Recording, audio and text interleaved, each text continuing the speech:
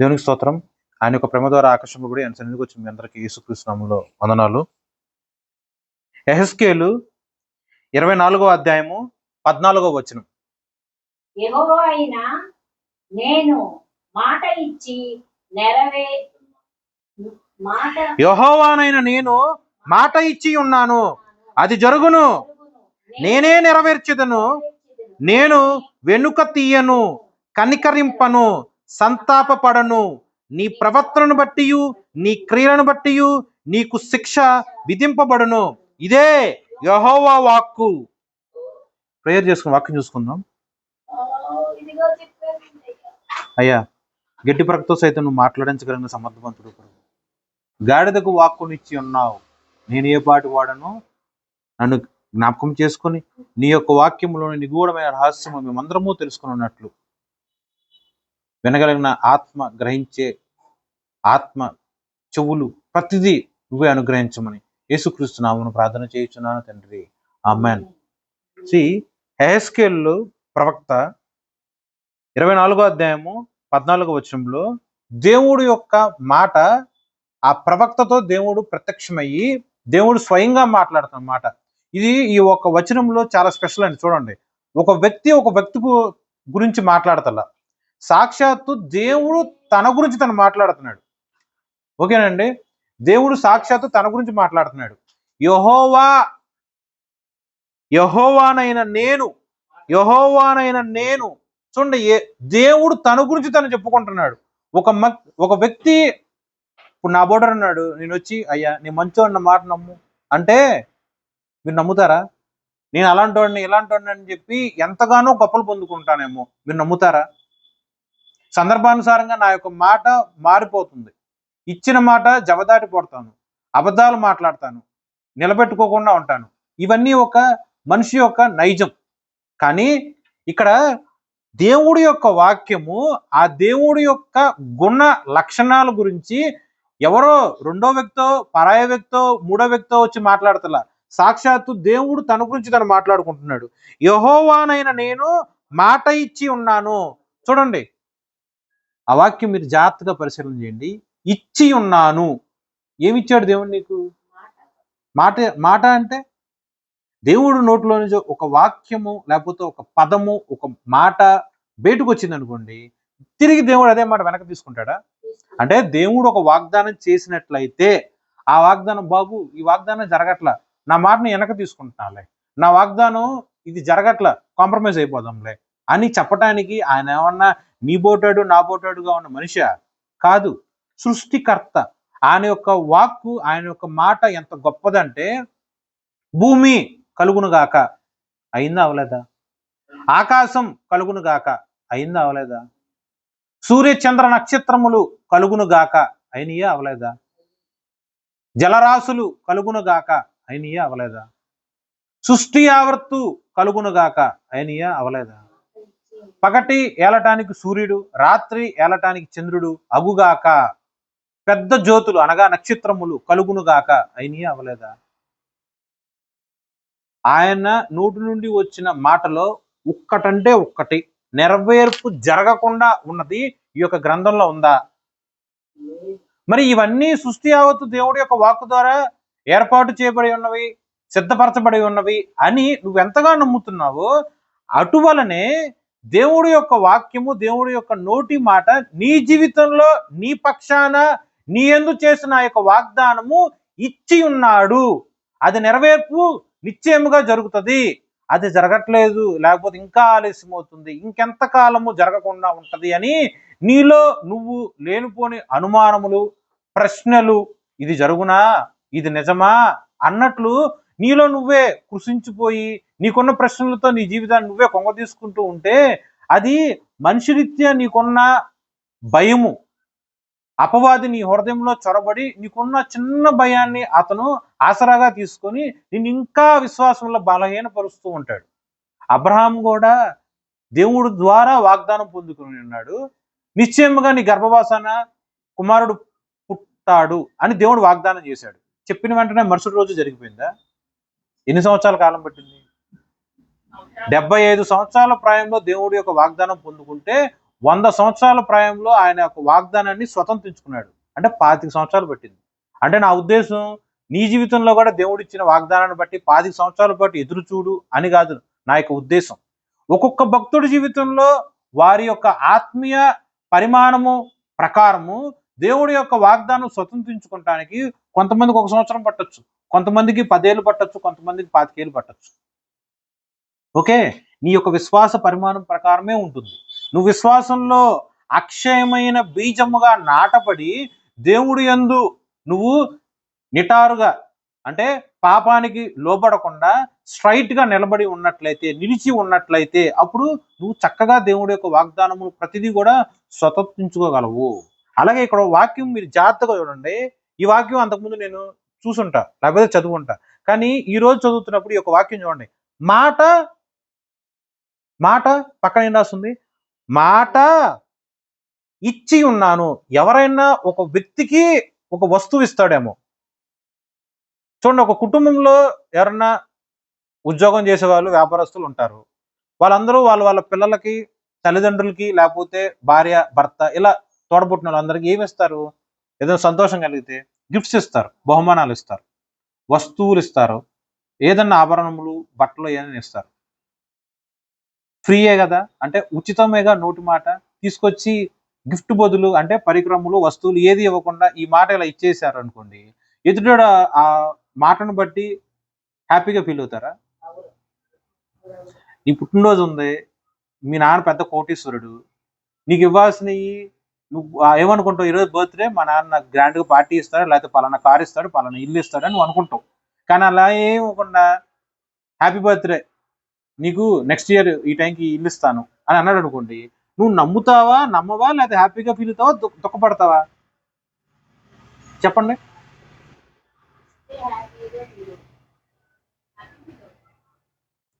అంటే ఆ రోజు ఆ క్షణాన ఆ ఇల్లు కొనడానికి ఆయన దగ్గర సరిపడా కాదు, ఇంకా అత్యధికముగా డబ్బులు ఉన్నాయి, అయినా సరే కొనిపెట్టట్లా. పైగా నువ్వు ఏమీ పాడు చేసుకున్నంత మంచిగా వయసు కూడా ఉంది, అంటే నీ జ్ఞానం కూడా కలిగి ఉంది, అయినా సరే ఆయన ఇవ్వాల. జస్ట్ నోటి మాట మాత్రం మాట్లాడాడు. అప్పుడు నీ మనసులో చిన్న బాధ కూడా రాదా? కానీ ఇక్కడ వాక్యం చూడండి ఎలా ఉందో. ఒక మనిషిలాగా కాదు ఆలోచించడం. దేవుడు నీ యొక్క ప్రణాళిక, నీ భవిష్యత్ కాలంలో నువ్వు గర్భవాసన, నీ యొక్క ఆయుష్ ఎంత, నువ్వు ఏ తల్లి గర్భంలో జన్మించాలి, ఏ తల్లి గర్భంలో పిండముగా నువ్వు రూపొందింపబడాలి, ప్రతిదీ కూడా భూమి మీద నువ్వు ఒక రోజైనా, అంటే నువ్వు జన్మించక మునుపే నీ యొక్క ప్రణాళిక యావత్తు దేవుడి యొక్క చిత్తానుసారంగా లిఖింపబడి ఉన్నది. ప్రతిదీ ఆయనకు తెలుసు. మనమే వాక్యం తెలిసి కూడా దేవుడికి ఉచితంగా సలహాలు ఇస్తాం. అయ్యా ఇది అలా చేస్తే బాగుంటది, అయ్యా ఇది ఇలా చేస్తే బాగుంటదని. మనిషిగా ఉన్న పాపాత్ముడుగా ఉన్న నాబోటుడు దేవుడికి ఆలోచన చెప్పేటట్టు మాట్లాడతాడు. కానీ అలా ఉండకూడదు. దేవుడు మనకు ఒక ఆలోచన ఇస్తాడు. ఆ ఆలోచన ప్రకారం మన జీవితంలో ఉన్న ప్రతి ఒక్క సమస్య, శ్రమ, శోధన దేవుడి యొక్క ఆలోచన ప్రకారం మనం దాటుకుంటూ ముందుకు వెళ్ళాలి. అలాగే ఈ యొక్క వాక్యంలో యెహోవానైన నేను మాట ఇచ్చి ఉన్నాను.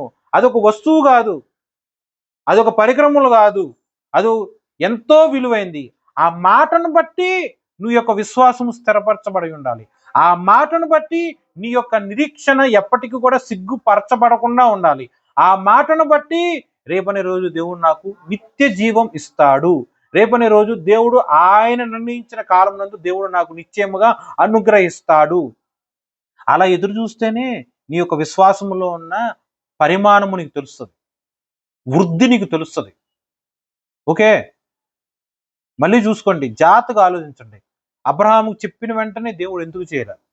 అబ్రహాముకి చెప్పినప్పుడు దేవుడు, అబ్రహాముకు వాక్యం ఇచ్చినప్పుడు, లేకపోతే వాగ్దానం ఇచ్చినప్పుడు ఆయన పేరేంటి? అది స్వతంత్రించుకునేటప్పుడు ఆయన పేరేంటి? తన యొక్క కుమారుణ్ణి ఇస్తాడా ఇవ్వడా అన్న పరీక్ష దేవుడు ఏ సమయంలో పెట్టాడు? విశ్వాసంలో వృద్ధి కలిగిన తర్వాతేగా. ఇందును బట్టి నువ్వు నా యందు భయం కలిగి ఉన్నావు అని స్పష్టంగా దేవుడి ద్వారా లిఖింపబడి ఉన్నది. అలాగే నీ జీవితంలో కూడా దేవుడు ఒక మాట ఇచ్చి ఉన్నాడంటే భద్రం చేసుకొని యొక్క హృదయంలో పొరపాటును కూడా మర్చిపోము. ఒకవేళ మర్చిపోయినా నీ యొక్క మానవ బుద్ధి ప్రకారం నువ్వు మర్చిపోతావేమో, కానీ దేవుడేమి మర్చిపోడు. అన్యాయస్తుడు కాదు, బుద్ధిహీనుడు కాదు. నిశ్చయముగా ఆయన జ్ఞాపకం చేసుకొని మంచి శ్రేష్టమైన సమయంలో శ్రేష్టమైన ఈవులు మాత్రమే నీకు ఇస్తాడు. చూడండి, నీ కడుపును పుట్టిన బిడ్డలు, లేకపోతే నీ యొక్క కన్న తల్లి, నీకు ఆకలి కలిగి వచ్చావు, అన్నం పెట్టి అంటావు, వాళ్ళు నీకు ఏమైనా విషం పెడతారా? లేదా పాములు ఏమైనా పెడతారా? వాళ్ళకు ఉన్న దాంట్లో, కలిగిన దాంట్లో అన్ని శ్రేష్టమైనవి నీకు ఇస్తారు. ఈ లోకంగా ఉన్న తల్లి తండ్రే నీకు అంత ప్రేమ వ్యక్తపరుస్తూ ఉంటే, మరి దేవుడు నీ పక్షాన్ని ఎంత ప్రేమ వ్యక్తపరుస్తూ ఉంటాడు? ఆలోచన చేయండి. కానీ నాబోటోడే ఆయన ప్రేమని తక్కువ అంచనా వేసుకొని ఎప్పటికీ కూడా దేవుడి యొక్క కృపని అనుగ్రహంలో ఉన్నా కూడా కలగట్ల, పొందుకోవట్ల, స్వతంత్రించుకోవట్ల. ఇంకెంతకాలం, ఇంకా ఎంతకాలం, ఇంకా ఎంతకాలం అని నన్ను నేను నిరుత్సాహపరుచుకుంటున్నాను. ఇలా నాలో ఉన్న ఆ యొక్క నిరుత్సాహము అది అపవాది వల్ల కలిగింది. అప్పుడు నువ్వు వెమ్మట ఏం చేయాలి? మోకరించి ఇలా హృదయం కలవరపడుతుంది.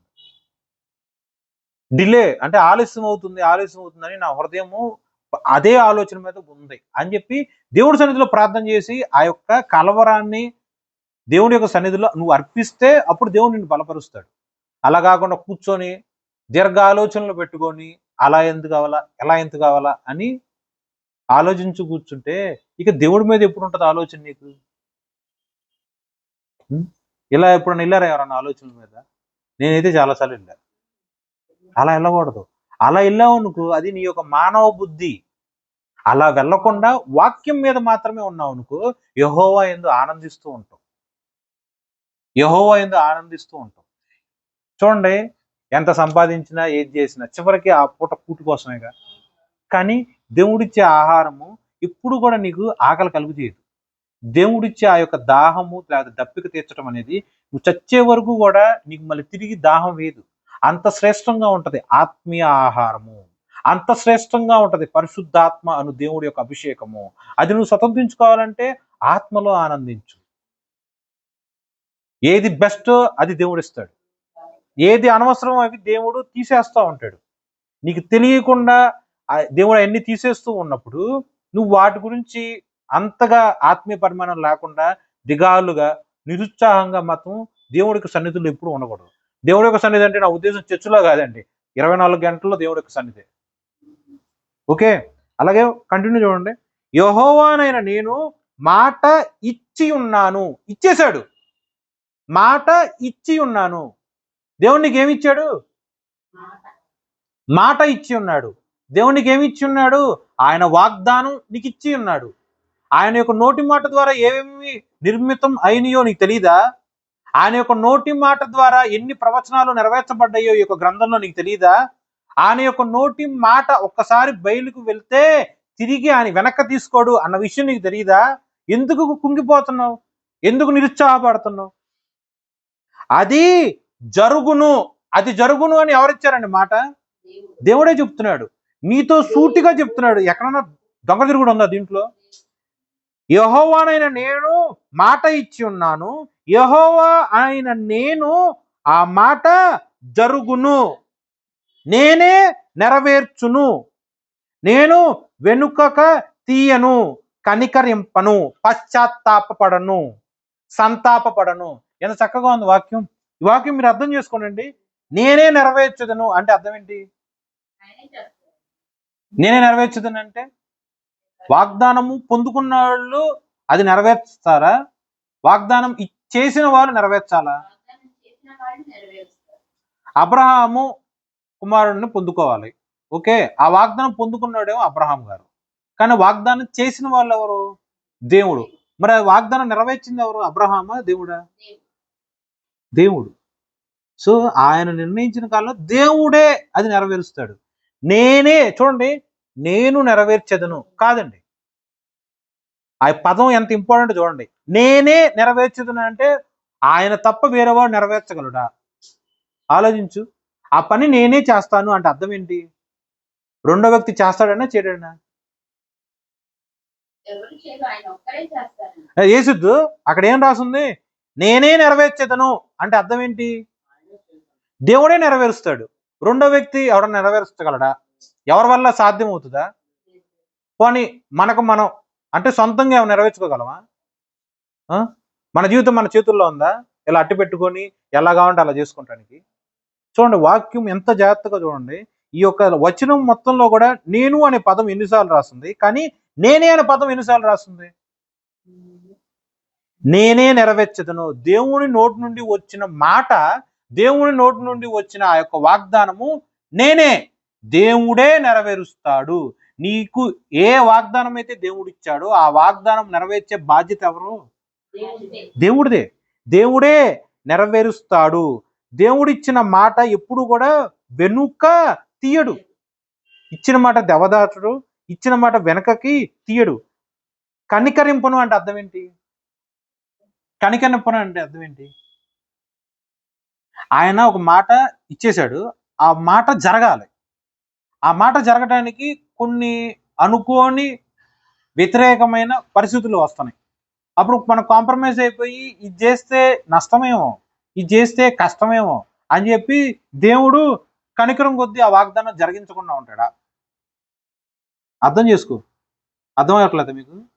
ఇంకో ప్రాక్టికల్గా ఎగ్జాంపుల్ చెప్తా చూడండి. యాకోబు మనుషులతోనూ దేవుడితోనూ పోరాడి గెలిచి ఉన్నాడు. ఆ రాత్రికాల సమయంలో యెహోవా యొక్క దూత వచ్చి పెనుగులాడింది. పెనుగులాడిన సందర్భంలో నన్ను ఆశీర్వదించు ఆశీర్వదించు అని చెప్పి ఎంతగానో కన్నీరు కార్చి హృదయాన్ని దేవుడికి సమర్పించి బతిమలాడుకున్నాడు. నన్ను వదిలిపెట్టి వెళ్ళమాకు అని చెప్పి బతిమలాడుకున్నాడు. ఒక నిమిషం బతిమలాడా, ఒక గంట బతిమలాడా, రాత్రంతా బతిమలాడుతానన్నాడు. అతని యొక్క పట్టుదల చూసి దేవుడు ముచ్చటేసింది. కానీ అక్కడున్న పరిస్థితి బట్టి దేవుడు పరీక్షిస్తాడు. ఎంతవరకు నన్ను ఇతను అంటి పెట్టుకుని ఉండగలడు అని చెప్పి దేవుడు ఆ యొక్క యాకోబు గారు అడిగిన వెంటనే దేవుడు ఆశీర్వదించకుండా పరీక్షిస్తూ ఉన్నాడు. ఆ పరీక్షించే సమయంలో నన్ను వదిలే అని చెప్పి దేవుని యొక్క దూత అంటారు. ఆ టైంలో యాకోబు వదల్లా. అప్పుడు దేవుడు ఏం చేశాడు? తొంటి మీద కొట్టాడా? తొంటిన్నర సడలిందా?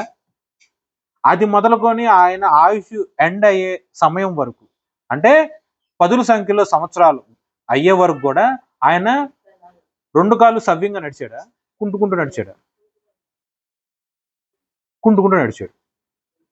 ఈవెన్ ఆయన కుమారుడు ఈజిప్ట్ ప్రైమ్ మినిస్టర్ అయినా కూడా ఈయన కానాన్ దేశం నుంచి ఈజిప్ట్కి వెళ్ళే టైంలో కూడా చక్కగా కుర్రాడు లెక్క నడుచుకుంటూ వెళ్ళాడా? కుంటుకాలతోనే వెళ్ళాడు, అంటే చేతికర్రతోనే వెళ్ళాడు.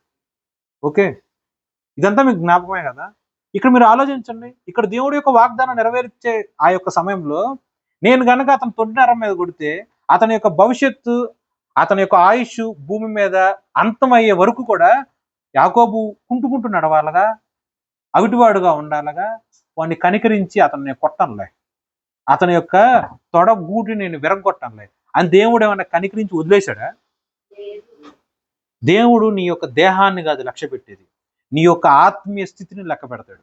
నీ కాలు ఇరిగినా అనవసరం, నీ కాళ్ళు సవ్యంగా ఉండి నువ్వు అగ్నిగుండంలో ఉండటం కన్నా కూడా నువ్వు కుంటోడుగా పరలోకంలో ఉండటం మంచిది అని నూతన నిబంధన గ్రంథంలో ఉంది. నీ కన్ను పాపం చేస్తున్నప్పుడు 2 కళ్ళు సవ్యంగా ఉండి నువ్వు అగ్నిగుండంలో ఉండటం కన్నా కూడా గుడ్డోడుగా ఉండి పరలోకంలో నువ్వు ఉండటం మంచిది. నీ యొక్క దేహము వ్యభిచారం చేసి అపవిత్రమైపోయి అగ్నిగుండంలో ఉండటం కన్నా కూడా నీ దేహం నాశనం అయిపోయినా పర్లేదు, కానీ నీ ఆత్మ రక్షింపబడి నువ్వు పరలోకంలో నివాసంగా ఉండాలి. ఇలాంటివి దేవుడి యొక్క ఉద్దేశం. దానికోసము దేవుడు నీ ఎందుకు కనికరింపడు. నీ దేహాన్ని దేవుడు లక్ష్య పెట్టడు, నీ ఆత్మను మాత్రమే లక్ష్య పెడతాడు. ఆయన యొక్క వాగ్దానం నెరవేర్పు అయ్యే ఆ యొక్క క్రమంలో నా కాలు నా చెయ్యి ఇరిగింది, అయ్యో ఇరుగుతాయి కాళ్ళు చేతులు, కాబట్టి ఈ మాట నేను తీసేసుకుంటా అలా వెనక్కి అని దేవుడు నా పక్షాన ఏమన్నా ఆలోచించాడా? కాదు.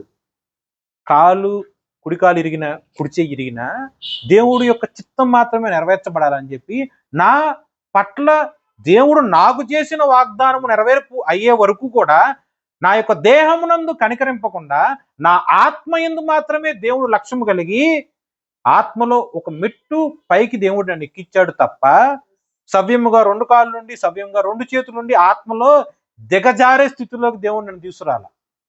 దాని యొక్క అర్థం యొక్క వాక్యం. దేవుడి యొక్క వాగ్దానం నీ జీవితంలో జరిగే వరకు కూడా ఎటువంటి పరిస్థితుల్లో కనికరించే పరిస్థితి వచ్చినా సరే దేవుడు కనికరింపడు. వాగ్దానం నెరవేర్పు అవ్వాల్సిందే. దేవుడి యొక్క వాగ్దానం ప్రకారము నోవాహు కాలంలో ఎన్ని లక్షల కోట్ల మంది ప్రజలు ఉన్నారు, వాళ్ళందరూ కూడా క్షమింపబడి బ్రతకచ్చు. కానీ దేవుడు క్షమించాడా? పాపానికి జీతం మరణము కాబట్టి కనికరించకుండా ఆ యొక్క మనుషులందరినీ మరణానికి అప్పచెప్పాడు లేదా? ఆలోచన చేయండి. ఈ వాక్యం బట్టి దేవుడు కనికరింపడు అంటే ఇంకేదో అనుకునేరు కాదండి. వాగ్దానం అంటే వాగ్దానం, అది జరగటానికి ఏదన్నా సరే అడ్డం ఉందనుకో దేవుడు కనికరించి ఆ వాగ్దానం నెరవేర్పు జరగకుండా ఆపడండి. కనికరాన్ని వదిలేసైనా సరే, అంటే వాగ్దానం నెరవేర్పు జరగడానికి అవసరమైతే నేను ఒక దెబ్బ కొట్టైనా సరే తిరిగి ఆయన యొక్క మార్గంలో నడిపించి దేవుడి యొక్క వాగ్దానం నెరవేర్పు చేస్తాడు. ఇరుకు మార్గంలో నడవటమే మన పట్ల దేవుడికి ఉన్న చిత్తం తప్ప విశాలమైన మార్గంలో అన్ని సవ్యంగా నడవటం దేవుడి యొక్క చిత్తం కానే కాదు. ఓకేనా? కనికరింపడు, ఆయన కనికరింపడు, సంతాపపడడు.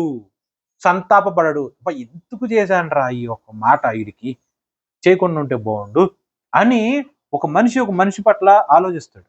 కానీ దేవుడు ఎప్పుడు కూడా సంతాపపడడు. మరి పాత నిబంధన గ్రంథంలో ఆ యొక్క సౌలును బట్టి దేవుడు సంతాపపడ్డాడు అని వాక్యం ఉంటుంది. దాని అర్థం సౌలు చేసిన పాపమును బట్టి దేవుడు హర్ట్ అయ్యారు. అంటే రాజులు మాత్రమే మాకు కావాలి, మా యందు ఎటువంటి ప్రవక్తలు వద్దు అని చెప్పి ఎప్పుడైతే ఇజ్రాయెల్ ప్రజలు కోరుకున్నారో వాళ్ళ కోరిక ప్రకారమే దేవుడు వాళ్ళకు ఒక రాజుని, మొట్టమొదటి రాజుగా ఆ యొక్క సౌలు నియమించాడు. సౌలు ఆరంభ కాలంలో మంచిగా ప్రవర్తించాడు. కానీ ధనాపేక్ష, మంచి పశువులు, ఈవులు వీటి మీద ఆశ కలిగి దేవుణ్ణి తృణీకరించాడు. ప్రవక్తలు చేయాల్సిన పనులు తను చేయడానికి కూడా ట్రై చేశాడు.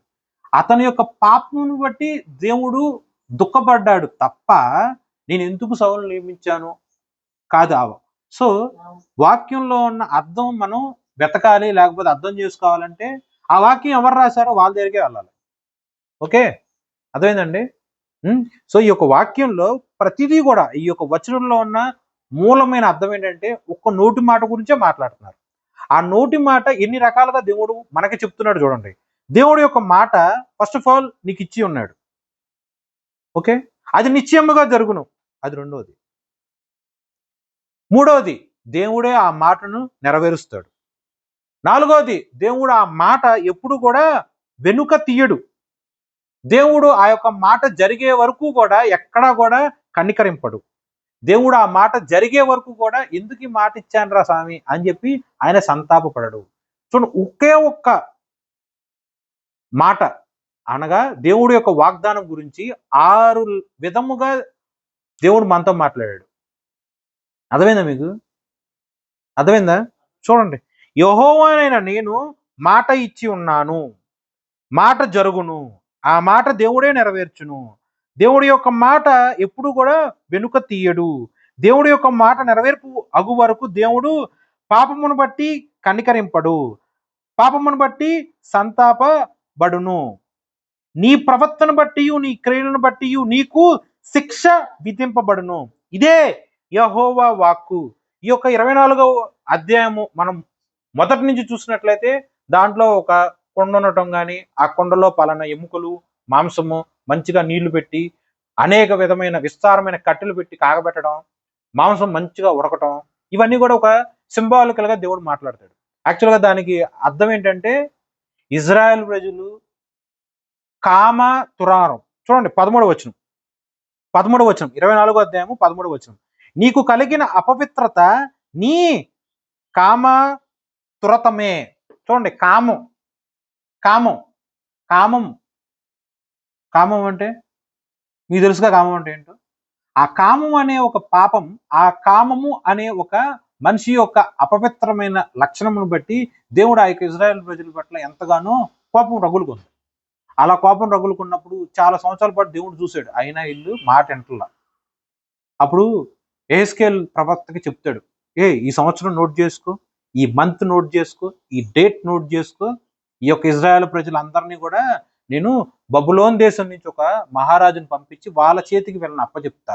ఈ గ్యాప్ లో ఆ యొక్క బబులోన్ దేశం మహారాజు దండెత్తి వచ్చినప్పుడు కొంతమంది ఇలా చచ్చిపోతారు. ఎలా చచ్చిపోతారంటే కొండలో మాంసాన్ని ఉడకబెట్టి చిక్కటి రసం వచ్చేటట్టు ఎంత అగ్ని రాజేయాలో అలాగే ఈ ప్రజలందరినీ కూడా దేవుడి యొక్క అగ్నితో రాజేయబడి వాళ్ళందరినీ కూడా దేవుడు శిక్షకి అప్పచెప్తాడు. ఇంత శిక్ష ఆ యొక్క ప్రజలు అనుభవించారంటే దానికి కారణం ఏంటి? ఆ ప్రజలు చేసే కామతురతమే. ఓకేనా? సో ఈ యొక్క అధ్యాయంలో ఈ యొక్క 1వ వచనం నుంచి 14వ వచనం మీరు చూసినట్లయితే ఆ ప్రజలు దేవుడికి హేయంగా చేసింది కామం అనే ఒక పాపం. ఇప్పుడు నా వరకు చూసుకుందాం. నాలో ఉదాహరణకి కామం అనే పాపం ఉంటే ఈ ఒక ఉదాహరణ నాకు వర్తించింది. కానీ కామం అనే పాపం లేదు. నాలో దొంగతనం పెట్టుకుందాం, నాలో నరహత్య పెట్టుకుందాం. అలా అని చెప్పి ఈ వాక్యం నాకు నెరవేర్పు అవ్వకుండా ఉంటుందా? ఓకేనా? ఈ సందర్భంలో కామం అనే పాపానికి దేవుడు ఇలాంటి శిక్ష అనిపించాడు. కానీ కామం చేయకుండా నరహత్య చేసిన, నోటి మాటతో ఎదుటోడిని చంపేటట్టు మాట్లాడిన, ఏదైనా సరే దేవుడి యొక్క వాగ్దానములను వ్యతిరేకరించి పాపం చేసిన ఎవరికైనా సరే ఇలాంటి శిక్ష వెళ్తుంది. ఇలాంటి శిక్ష వెళ్తుంది.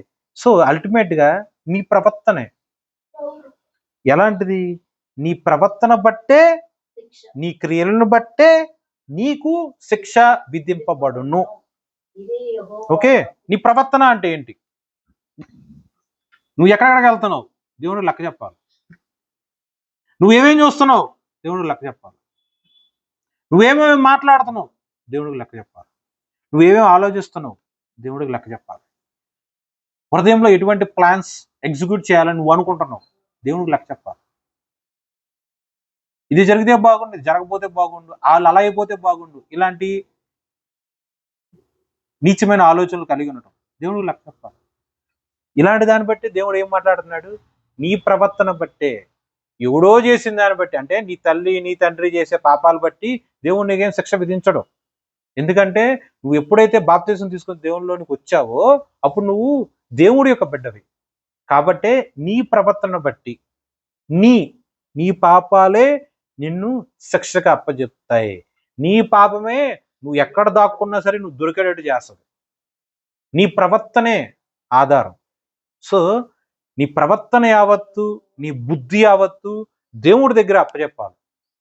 దేవుడి యొక్క నోటి మాటకు అప్పచెప్పాలి. నువ్వు నన్ను పరిశుద్ధపరుస్తానన్నావు. నాలో ఇక్కడ కామం అనే ఒక పాపం ఉంది.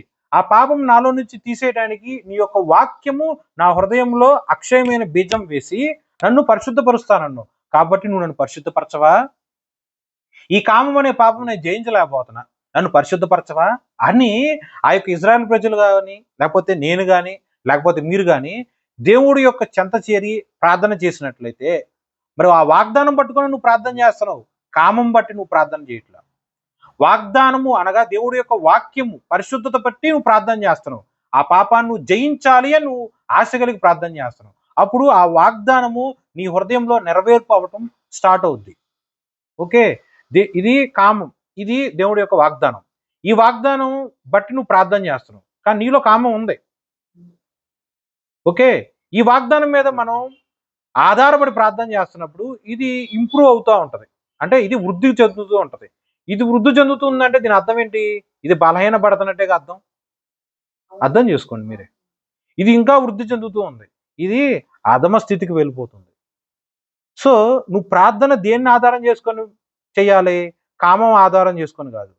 మనిషి అనేవాడిలో కామం అవ్వచ్చు, ఏదైనా సరే ఇన్బిల్ట్, అంటే స్వతహాగా ఆదాము అవ్వమ్మ దగ్గర నుంచి వచ్చిన పాపం మనిషి అనేవాడు ఎవరిలోనే ఉంటది.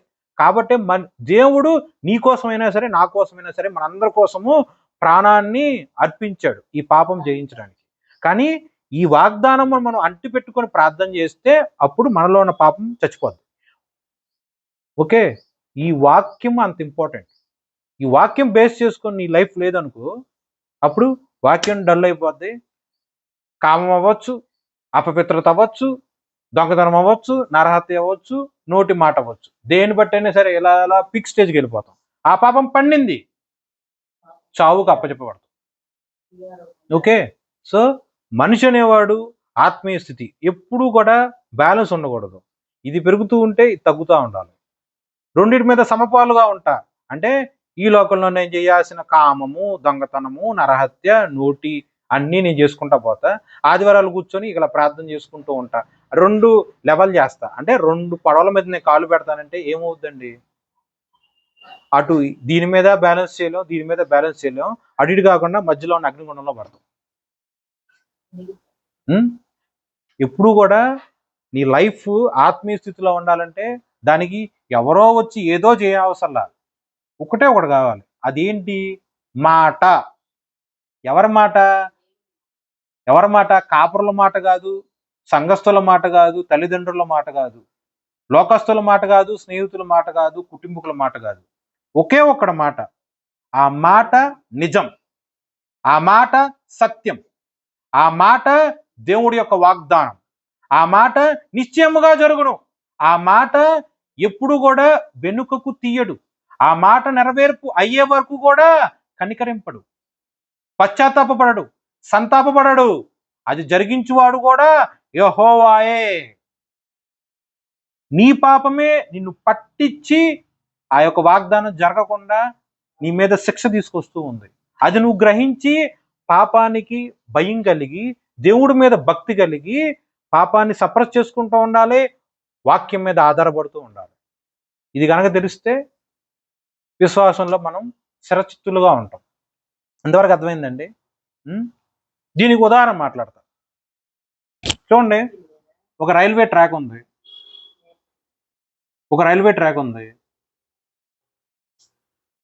ట్రైన్ వెళ్తూ ఉంది. ఆ రైల్వే ఫ్రంట్ బోగిలో డ్రైవర్ ఉంటాడు. డ్రైవర్ ఎటువంటి వాగ్దానం చేస్తాడు? అతను ఒక ఉద్యోగ ధర్మం ప్రకారము, నా యొక్క ఉద్యోగాన్ని బట్టి నన్ను నమ్ముకొని ఈ యొక్క ట్రైన్లో ఉన్న 20 బోగీలు 30 బోగీల్లో వేల మంది ప్రజలు ప్రయాణం చేస్తున్నారు. ఎప్పుడు కూడా బాధ్యత లేకుండా వారి యొక్క ప్రాణానికి నేను ఎటువంటి హాని జరిగించను, బాధ్యత కలిగి వాళ్ళందరి ప్రాణానికి నేను రక్షకుడుగా ఉంటాను అని అతను ఒక ప్రామిస్ కానీ ఒక మాట కానీ అంతేనా ఒక ఒట్టు ఉద్యోగ ధర్మం ప్రకారం నెరవేర్పు చేస్తాడు. ట్రైన్ అలా వెళ్తా ఉంది. ఆ రైల్వే ట్రాక్ మీద వెళ్తూ ఉన్నప్పుడు అనుకోకుండా వాళ్ళ ఊరిలో వాళ్ళ ఇంటి పక్కన నుంచి వెళ్ళాలి. వాళ్ళ ఇంట్లో చిన్న పిల్లడు ఉంటాడు, వాళ్ళ కొడుకే, సొంత కొడుకే. రైల్వే ట్రాక్ అంటే ఏంటో పెద్ద తెలియదు, ట్రైన్ అంటే ఏంటో పెద్ద తెలియదు, ట్రైన్ కింద పడితే చేస్తాము అని కూడా పెద్ద తెలియదు. అలాంటి అపంశుభం తెలియని పసోడు వచ్చి వాళ్ళ నాన్నకి టాటా చెప్తానికి వస్తాడు. ఆ టైంలో పాపం వాళ్ళ అమ్మ ఏదో పనిలో ఉంటుంది, చూసుకోదు. ఆ పసిపిల్లడు వచ్చేసి రైల్వే ట్రాక్ మీద నిలబడతాడు. ఈ ట్రైన్లో మా నాన్న వెళ్తున్నారు కదా, మా నాన్నని బాయ్ బాయ్ చెప్తానని చెప్పి ట్రాక్ మీద నిలబడతాడు. వాళ్ళ నాన్నకి బాయ్ చెప్తున్నాడు. వాళ్ళ నాన్న ట్రాక్ మీద అదే బోగీలో ఫ్రంట్ బోగీలో ఉన్నాడు. ట్రైన్ వెళ్తూ ఉంది. దూరంలో కనిపిస్తాడుగా కొడుకు, దగ్గరికి వచ్చిన తర్వాతనే కనిపిస్తాడు కదా. వాళ్ళ నాన్న తప్పుకొని అరుస్తూ ఉంటాడు. స్వరము రైల్వే సౌండ్ బట్టి వినిపిస్తుందా? వినిపించదు. తప్పుకో చేత్తో ఎలా అంటున్నావు పోని. అప్పుడు కొడుకు ఏమనుకుంటాడు, నేను టాటా చెప్తున్నా కాబట్టి మా నాన్నగారు కూడా నాకు బాయ్ బాయ్ చెప్తున్నాడు అని ఆ చిన్నపిల్లడు అనుకుంటాడు. ఎందుకంటే వాడు పసివాడు. ఇప్పుడు రెండు ఆప్షన్స్ ఉంటాయి. ఒక ఆప్షన్ ఏంటి? ట్రైన్ బ్రేక్ కొట్టాలి, ట్రైన్ పల్టీ కొట్టింది, బోగీలన్నీ పక్కకి వెళ్ళిపోతాయి, ట్రైన్లో ఉన్న వాళ్ళందరూ చచ్చిపోవచ్చు. మొత్తం కాకపోయినా ఆల్మోస్ట్ ఆల్ చచ్చిపోతారు, మిగతా వాళ్ళు కూడా ఎంతగానో దెబ్బలు తగులుతాయి. అది మొదటి ఆప్షన్. రెండో ఆప్షన్ ఏంటి? తన గర్భవాసాన పుట్టిన ఏకైక కుమారుణ్ణి ఆ ట్రాక్ మీద ఎక్కించేసుకుని కొడుకు యొక్క శవం మీద అతను ప్లస్ వెనకాల ఉన్న వేల మంది ప్రయాణికులు దాటి వెళ్ళాలి. అప్పుడు మాత్రమే వాళ్ళందరూ బతుకుతారు. రెండు ఆప్షన్. ఈ రెండు ఆప్షన్లో నువ్వు ఉంటే నువ్వేం చేస్తావు చెప్పండి? చూడండి, ఆలోచించుకుంటానికి కూడా కష్టంగా ఉందా? ఎంత కష్టంగా ఉందో ఆలోచించుకుంటాను. రోమియోలు రాసిన పత్రిక 8:32.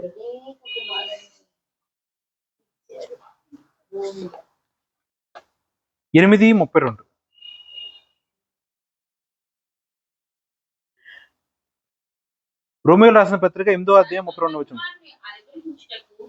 వెనుక తీయక మన అందరి కొరకు ఆయన అప్పగించిన వాడు ఆయనతో పాటు సమస్తమును మనకెందుకు అనుగ్రహించడు? తన సొంత కుమారుణ్ణి అనుగ్రహించుటకు వెనుక తీయక మన అందరి కొరకు ఆయనను అప్పగించిన వాడు ఆయనతో పాటు సమస్తమును మనకెందుకు అనుగ్రహింపడు? 8:32. ఇప్పుడు చెప్పిన ఈ ట్రైన్ ఉదాహరణ ఈ యొక్క వాక్యానికి ఏమైనా ఇంటర్లింక్ అయి ఉందా? ఆలోచన చేయండి. ఆ రైల్వే డ్రైవర్ ఏం చేశాడు, తన సొంత కుమారుడి మీద ఎక్కిచ్చేసి వెళ్ళిపోయాడు. దానివల్ల అతనికి ఏమొచ్చింది, ఆ ప్రయాణం చేసే ప్రతి ఒక్క ప్రయాణికుడిని, అంటే వేలల్లో ఉన్న వాళ్ళందరినీ కూడా రక్షించాడు. ఓకేనా? అలాగే దేవుడు ఏం చేస్తున్నాడు, నన్ను రక్షించడానికి, నిన్ను రక్షించడానికి, ఈ లోకంలో ఉన్న ప్రతి ఒక్క జీవరాశుల్ని రక్షించడానికి తండ్రి అగు యెహోవా తనకున్న ఏకైక కుమారుడు అగు యేసుక్రీస్తు ప్రభువుని వెనుకకు తీలా అనుగ్రహించేశాడు. నీ కోసం అనుగ్రహించాడు, నా కోసం అనుగ్రహించాడు. అంటే దేవుడి యొక్క ప్రేమ ఎంత గొప్పది. ఇందా చెప్పిన యొక్క ట్రైన్ ఎపిసోడ్లో అది నువ్వుంటే నువ్వేం చేస్తావు అన్న మాట ఆలోచించుకుంటానికే మన జీవితంలో మనకు కష్టంగా ఉందే, ఆలోచించుకుంటానికే కష్టంగా ఉన్న ఆ యొక్క గొప్ప పరిస్థితి దేవుడు క్లియర్గా చేసి చూపించారా? తన బిడ్డను నీ కోసం నా కోసం ఉచితంగా అనుగ్రహించాడు. దేనికోసం ఇచ్చాడండి? నీ రక్షణ కోసం కాదా? నా రక్షణ కోసం కాదా? కుమారుణ్ణే ఇచ్చినాడు. ఇంకా ఈ యొక్క ప్రపంచంలో ఇంకా ఇవ్వకుండా ఇంకేమున్నాయి నీకు? అంటే గొప్ప కోటీశ్వరుడు అన్నిటికన్నా ఎక్కువ ఏది ప్రేమిస్తాడు? కొడుకునా ఆస్తినా? ఒకవేళ అన్ని కోల్పోవాల్సిన సందర్భం వచ్చింది, అప్పుడు ఏం కోల్పోతారు? ఫస్ట్ చుట్టుపక్కల ఉన్న ఆస్తిపాస్తులు కోల్పోతారు, సొంత ఇల్లు అడ్డు పెట్టుకుంటాడు. ఇంకా కోల్పోవాల్సి వచ్చింది, ఏం కోల్పోతారు? ఆస్తిపాస్తులనే కోల్పోతారు. కొడుకు లేకపోతే కూతురు కోల్పోయే పరిస్థితి వచ్చింది, అప్పుడైనా సరే ఏం మాట్లాడతారు? నిజంగా ప్రేమించే తల్లిదండ్రులు అయినా సరే, వాళ్ళని పోగొట్టుకుంటే నాకు ఇష్టం లేదు, వాళ్ళ బదులు నా ప్రాణాన్ని తీసేసుకో అని ఈ లోకంలో ఉన్న తల్లి తండ్రి మాట్లాడతారు. కానీ దేవుడు ఎంత గొప్ప ప్రేమ, నీ కోసం, నా కోసం, మనందరి కోసం తనకు ఉన్న ఒక్కగానొక్క ఏకైక కుమారుణ్ణి అనుగ్రహించేశాడు. వెనుకకు తీయలా, నీ రక్షణ నిమిత్తమై కుమారుణ్ణే నీకు ఇచ్చేసి ఉన్నాడు కదా. మరి అలాంటప్పుడు సమస్తము మనకి ఎందుకు అనుగ్రహించడు? అంటే దేవుని జీవితంలో చేసిన వాగ్దానం ఎందుకు అనుగ్రహించడు? దేవుడు నీకు అర్థం అవటానికి చెప్తున్నాడు. కొడుకునే ఇచ్చేసా కదా, ఈ కార్యం నేను చేయలేనా? కొడుకునే నీకు ఇచ్చేసా కదా, నీ పట్ల చేసిన ఈ యొక్క వాగ్దానం నేను నెరవేర్చలేనా? ఆలోచన చేయండి. మరి మన యొక్క విశ్వాసం ఎంత హీనంగా ఉంది. జరగట్లా జరగట్లా జరగట్లా జరగట్లా. నిరీక్షణ వాక్యానుసారంగా ఉంటే నువ్వు ఎప్పుడు సిగ్గుపడవు, ఎదురు చూస్తూనే ఉంటావు. విశ్వాసము వాక్యానుసారంగా ఉన్నట్లయితే శ్రమల బట్టి నువ్వు సంతోషిస్తూ ఉంటావు. శ్రమ పొందుడు నాకు మేలాయను అని వాక్యానుసారంగా నువ్వు ప్రవర్తిస్తావు. విశ్వాసము వాక్యానుసారంగా ఉంటే శోధన వచ్చింది, ఈ శోధన వల్ల నేను శుద్ధీకరింపబడతాను తప్ప అగ్నిగుండంలో పడను అని నువ్వు బలంగా ధైర్యంగా ఉంటావు. ఇవన్నీ ఉండాలంటే వాక్యాన్ని మాత్రమే పట్టుకొని బ్రతుకు. పరిస్థితులను పట్టుకోము. పరిస్థితులను పట్టుకుంటే ఎక్కడున్నావో అక్కడే ఉండి చివరికి విశ్వాసంలో సున్నా అయిపోతుంది. ఈ వాక్యం ఎంత శ్రేష్టంగా ఉంది చూడండి. తన సొంత కుమారుని అనుగ్రహించుటకు వెనుక తీయక. చూడండి, మూలవాక్యం ఏంటి? నోటి మాట ఎక్కడ కూడా వెనుకకు తీయడు. ఇక్కడ ఆ నోటి మాట ఏంటి? దేవుడి యొక్క వాగ్దానం, నిన్ను రక్షించడానికి. దేవుడు లోకమును ఎంతో ప్రేమించును కాగా లోకమును రక్షించుటకు తనకున్న ఒక్క కుమారుణ్ణి లోకమునకు బహుమానముగా ఇచ్చినాడు. వాగ్దానం చేసేసాడు. నా కొడుకు చచ్చిపోతున్నాడు, సిలువ పడుతున్నాడు, ఎందుకులే వాగ్దానం తూచి అనుకున్నాడా? అనుకోలేదండి. వెనకకు తీయలా. కొడుకునిచ్చే సందర్భంలోనే దేవుడు వెనకకు తీయలేదే.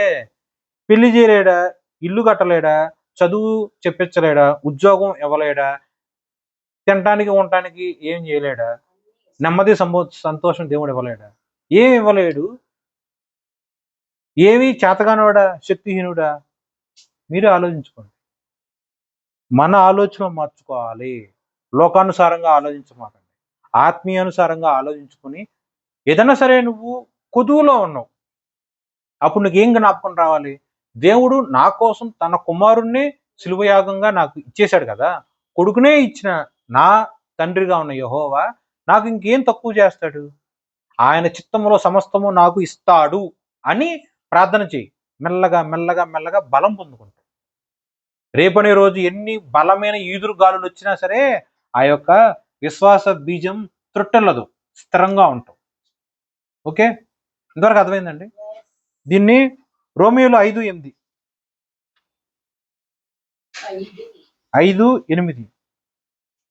ఎందుకనక ఈ నిరీక్షణ మనను సిగ్గుపరచదు, మనకు అనుగ్రహింపబడిన పరిశుద్ధాత్మ ద్వారా దేవుని ప్రేమ మన హృదయంలో కుమ్మరింపబడి ఉన్నది.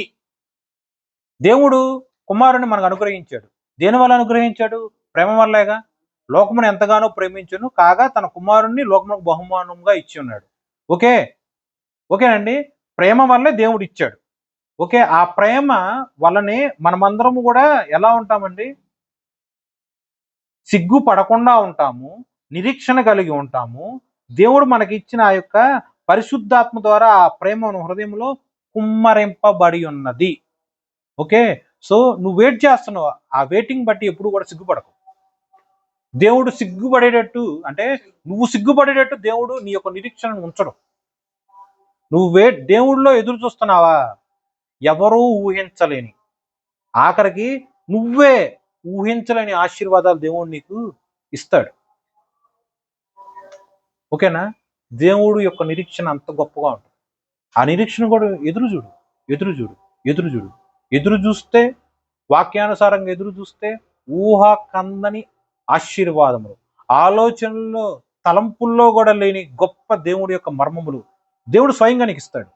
దేవుడు ఇచ్చాను, ఇచ్చి ఉన్నాను అని చెప్పినప్పుడు దాన్ని అడ్డగించగలిగిన మనిషి ఒకడున్నాడా? సో నమ్మిక కలిగి ప్రార్థన చెయ్యి. అదొక్కటే నువ్వు చేయాల్సింది. వాక్యము పట్ల నమ్మకం కలిగి నువ్వు ప్రార్థన చేయి. 1 పేతురు 3:18.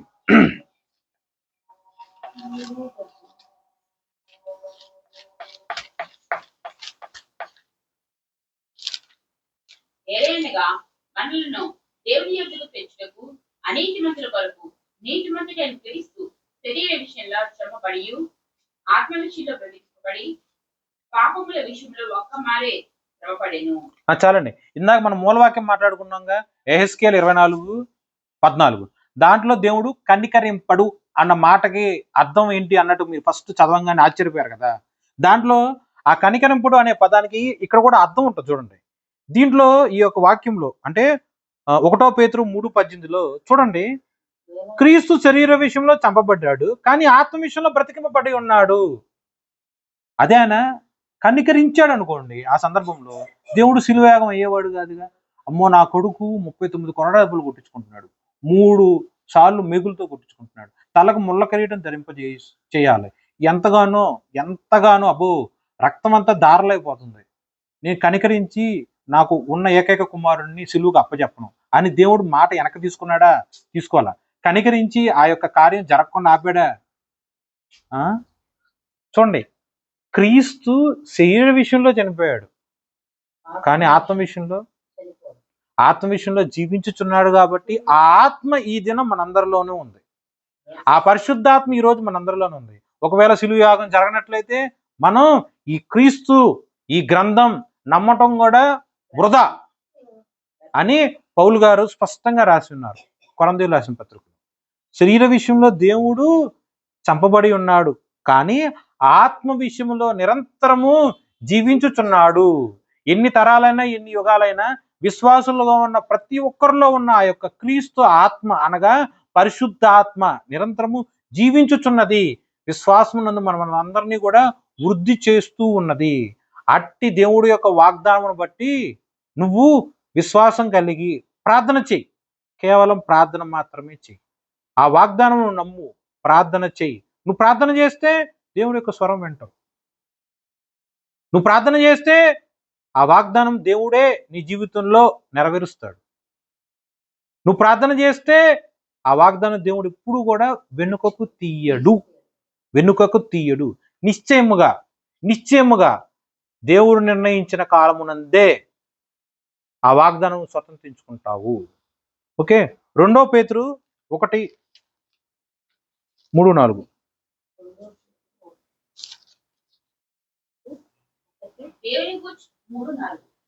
దేవుని గూర్చినట్టయు మన ప్రభువైన యేసు గూర్చినట్టయు అనుభవ జ్ఞానము వలన మీకు కృపయు సమాధానమును విస్తరించును గాక.